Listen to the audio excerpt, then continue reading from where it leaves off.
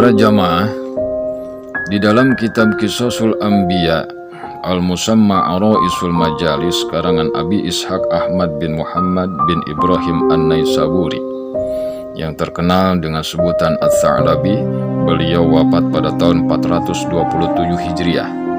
Dalam kitab tersebut dijelaskan tentang Nabiullah Adam alaihissalam dengan ibunda Sayyidah Hawa. Keduanya dikeluarkan oleh Allah Subhanahu wa Ta'ala dari surga, kemudian diturunkan ke bumi. Termasuk juga iblisnya diturunkan ke bumi, termasuk juga Al-Hayatu yang ikut andil dalam peristiwa Nabiullah Adam, yaitu ular, juga termasuk burung, yaitu taus, sejenis burung. Itu semua diturunkan oleh Allah Subhanahu wa Ta'ala ke bumi secara terpisah. Nabiullah Adam alaihissalam diturunkan oleh Allah di negara India, yaitu di Gunung Sarondip. Ada yang mengatakan Gunung Nud. Sedangkan ibunda Sayyidah Hawa diturunkan oleh Allah, yaitu di negara Saudi Arabia, ya, tepatnya di Jeddah. Makanya disebut Jeddah itu adalah artinya nenek moyang. Sedangkan iblis diturunkan di Ablah, yaitu negara Irak, di Basrah, ya, tepatnya di Basrah, di Ablah. Setelah diturunkan oleh Allah Subhanahu wa Ta'ala, Nabiullah Adam alaihissalam sangat menyesali atas perbuatannya. Beliau bersedih, beliau berduka, bahkan beliau menangis. Bukan hanya 1 hari, 2 hari, 1 minggu, 1 bulan, 1 tahun, bukan. Bahkan penyesalan beliau, ada yang mengatakan tobatnya beliau itu sampai 300 tahun. Tapi Sayyidina Ibnu Abbas meriwayatkan 200 tahun. Nabiullah Adam alaihissalam tidak berani menengadahkan wajahnya ke langit karena merasa malu kepada Allah Subhanahu wa Ta'ala. Beliau sangat berduka, beliau sangat bersedih, beliau sangat terpukul dengan apa yang telah beliau lakukan sewaktu di surga. Penyesalan itu terjadi belakangan. Nah, di dalam penyesalan beliau bersedih, beliau berduka, beliau menangis sampai merasa malu untuk menengadahkan wajahnya ke langit. Makhluk-makhluk Allah yang lain pun ikut merasakan kesedihan daripada kesedihannya Nabiullah Adam alaihissalam. Bahkan diceritakan makhluk-makhluk Allah yang lain ikut menangis, ikut bersedih, ikut berduka atas apa yang dialami oleh Nabiullah Adam alaihissalam. Tapi ada satu makhluk Allah yang sama sekali tidak terpengaruh dengan kesedihan Nabi Adam, dengan dukanya Nabi Adam, dengan tangisannya Nabi Adam, sama sekali tidak terpengaruh. Nah, makhluk apa itu? Ternyata makhluk yang satu ini namanya Zahab, yaitu emas. Emas ini sama sekali tidak terpengaruh dengan apa yang dialami oleh Adam. Tidak merasa bersedih, tidak merasa berduka, jangankan menangis, bersedih, berduka pun tidak. Itu yang namanya emas. Sehingga Allah bertanya kepada si emas tadi, "Wahai emas, kamu kenapa tidak berduka, tidak bersedih, jangankan meneteskan air mata, jangankan menangis atas apa yang dialami oleh Adam, sedangkan makhluk-makhlukku yang lain ikut bersedih, ikut berduka, bahkan menangisi apa yang dialami oleh Adam?" Apa jawaban emas? "Ya Rob," kata emas, "bagaimana saya bisa ikut berduka, ikut bersedih, ikut menangisi apa yang terjadi terhadap Nabiullah Adam alaihissalam? Bagaimana saya bisa ikut merasakan apa yang disesali oleh Adam alaihissalam?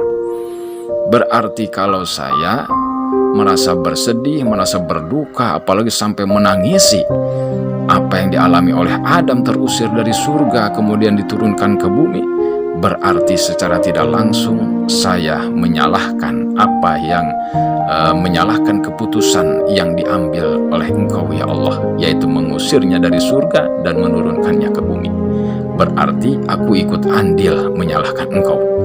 Maka aku tidak mau ya Allah ikut menyalahkan Engkau atas keputusan Engkau mengeluarkan Adam, mengeluarkan Hawa dari surga dan mengusir dan menurunkannya ke bumi ini.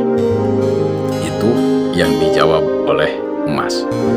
Maka setelah mendengar itu, Allah Subhanahu wa Ta'ala bukannya tidak tahu. Allah tahu jawaban emas akan seperti itu. Tapi ini satu pelajaran bagi kita semua. Setelah mendengar jawaban emas seperti itu, Allah Subhanahu wa Ta'ala berfirman, "Wahai emas, sejak ini kau adalah termasuk barang yang paling berharga. Kau akan menjadi barang mahal. Kau akan menjadi barang mewah. Dan engkau hargamu tidak akan pernah turun. Kau akan senantiasa berada di atas. Karena memang engkau tidak terpengaruh dengan apa yang dialami oleh Adam alaihissalam, yaitu kesedihannya, dukanya, dan tangisannya.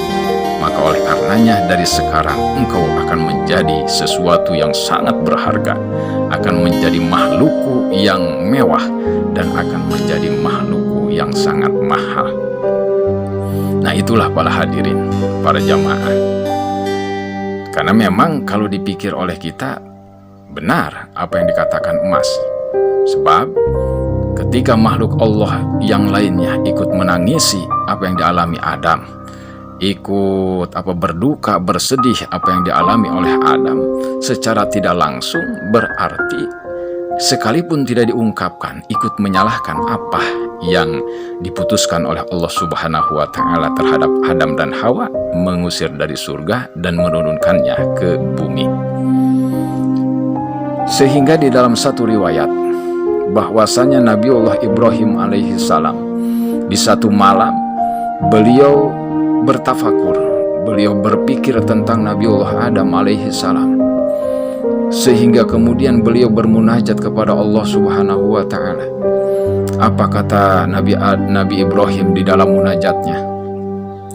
Nabi Ibrahim berkata, "Ya Allah, Engkau yang menciptakan Adam secara langsung dengan kekuasaan-Mu. Engkau yang meniupkan ruh ke dalam jasadnya secara langsung. Engkau yang memerintahkan para malaikat untuk memberikan penghormatan kepada Adam. Dan kemudian para malaikat memberikan penghormatan kepada Adam. Engkau pun yang telah yang telah menjadikan Adam untuk tinggal di surga, untuk tinggal di surgamu ya Allah dengan tanpa amal apapun. Akan tetapi ya Allah, dengan satu kesalahan saja yang diperbuat oleh Adam, Engkau keluarkan dari sisimu dan Engkau keluarkan Adam dari surga. Mengapa ya Allah?"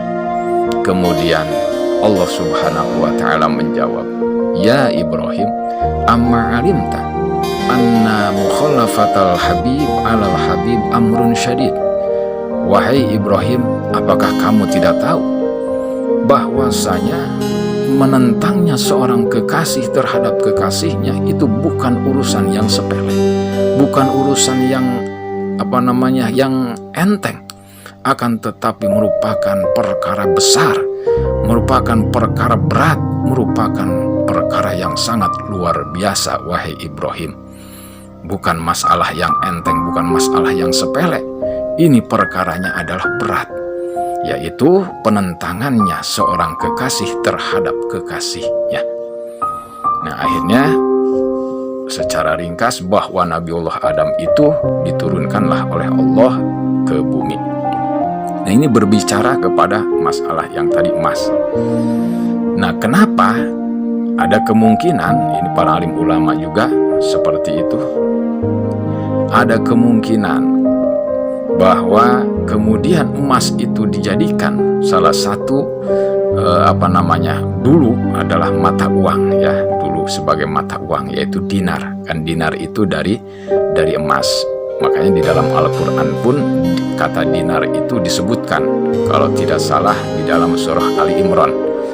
Ya, di dalam surah Ali Imran ada itu kalimah dananir, ada keterangan tentang dinar.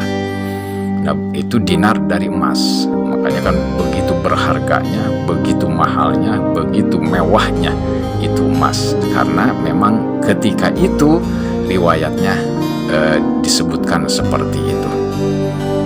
Para jamaah sekalian, apa yang dapat kita ambil hikmah dan kesimpulan?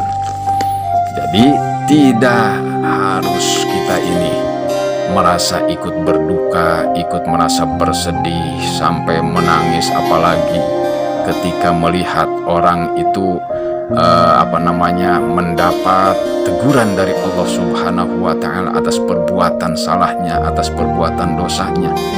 Justru kita harus biasa saja, sebab kenapa? Nanti khawatir di dalam di dalam realisasinya, di dalam kenyataannya seakan-akan kita menyalahkan Allah yang memberikan teguran terhadap orang yang berbuat salah, terhadap orang yang berbuat dosa. Makanya biasa saja sikap kita, hanya berdoa kepada Allah kalau melihat orang seperti itu. Ya Allah ya Rabb, mudah-mudahan Engkau memberikan taufik hidayah sehingga dengan apa yang dialaminya dia semakin mendekat kepadamu, dia kembali kepadamu, dia tobat kepadamu. Nah, itu kesimpulan dari riwayat tadi. Mudah-mudahan ada manfaatnya. Jadi yang kedua kesimpulannya, itu emas bisa berharga, kemudian bisa menjadi barang mewah, kemudian bisa menjadi barang mahal, apalagi setelah dijadikan dinar itu ya, uang dinar itu zaman dulu itu luar biasa. Makanya ada dinar emas atau emas dinar. Ini sangat luar biasa. Jadi sangat mewah, sangat mahal, sangat berharga. Para jamaah sekalian, mudah-mudahan dari sekelumit kisah ini bisa diambil manfaatnya, khususnya oleh saya pribadi, mudah-mudahan oleh Pak Jamaah juga bisa diambil hikmah dan faidahnya. Amin ya Allah ya Rabbal Alamin. Mungkin itu aja yang bisa saya sampaikan. Sekali lagi, saya atas segala kekurangannya mohon maaf, atas segala perhatiannya saya ucapkan terima kasih. Saya tutup, hadanallah wa iyyakum ajmain. Wassalamualaikum warahmatullahi wabarakatuh.